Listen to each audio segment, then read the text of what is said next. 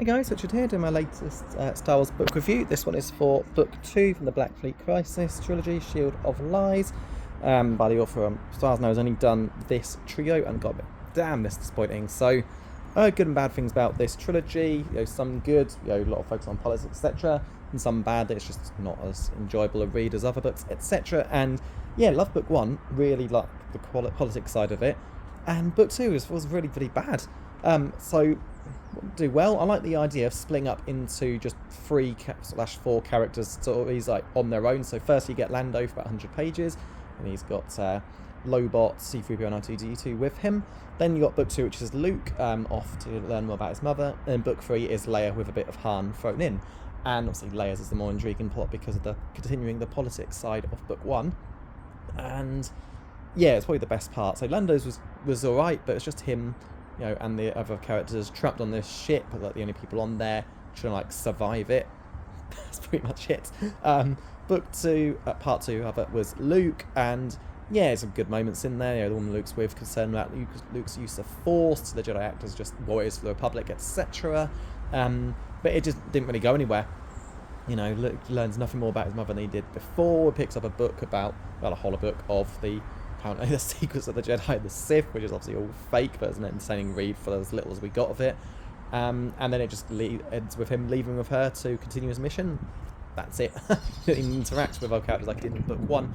And finally, part 3 is Leia's story, where you got more of the war that's going on with the Yuvethans, or just double-cross the New Republic and ambushing their ships, etc. Han gets sent in as leader, and I got to admit, on the back of this, it just describes things that happen. So Han pilots a spy ship into the heart of Yuvethan space and finds himself hostage on one of the vast fleets of warships under the command of a ruthless leader, a fleet more than matched the New Republic forces. That's like the last 5 pages of the book. It seemed really odd to put that in, and I've not mentioned that whatsoever. Just while Leia ponders diplomatic solution to the aggression of the fierce Yuvethan race, her forces are sent to attack them. Something like that would have been fine. So yeah, a bit odd to put like a spoiler for the final few pages of the book on here, but it's just more political stuff with Leia being discredited, some sort of vote of no confidence, or her being ordered to step down, which she receives at the very end, and it was just overall wasn't that great a book. Shame because I love Book 1, but yeah, I just skimmed through most of this. It's just probably after reading the Lando stuff, which was word by word, I was just drifting off towards the end, and the same sort of thing happened with Luke's. It just was boring, nothing exciting happening. I haven't had that much in a Star Wars book for a long time.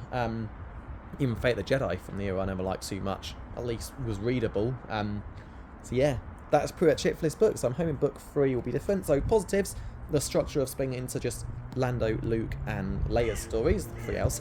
And that was different, not to jump back between them every single time, and I can see why it's probably a more popular way of just jumping between the characters. But I don't know, closest thing that is probably A Song of Ice and Fire, Book 4, Feast of Crows, where it's like effectively half the characters just focusing on selected regions of Westeros, and then Book 5 for the other ones until they all start crossing over. So yeah, similar thing with there. So I wonder how Book 3 is going to be. So yeah, that's pretty much it. Can't give this book too terrible a review because it's still all following up from pretty good Book 1. So I've got my nose a bit blocked, I can feel it there. But yeah, I just really hope Book 3 is going to be better. But next book is going to be the next Warhammer book, The Big Dakka, and I've got a couple of Pokemon books from the library, manga and novelizations of episodes, so I want to fit those in, and then there's my couple of Hollyoaks books.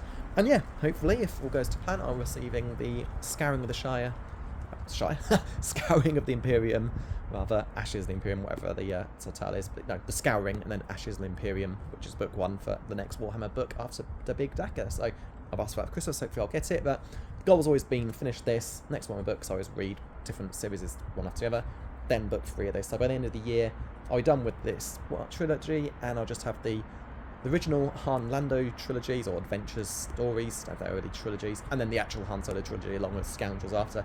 After that, I'm pretty done with Star Wars books. Well, I've already owned plenty. I've not read like several Clone Wars books, and even some of the much older Bantam ones. I'm sure I'll pick those up. But yeah, that's it. Maybe I'll pick up the Witcher books for a read soon, because Warhammer's never ending, but Star Wars books technically are ending. But yeah, that's it. So overall, not a very good book, but Book 1 was better. Hopefully Book 3 will be far better than this, but we'll see. But yeah, that's it. So I'll see you next time.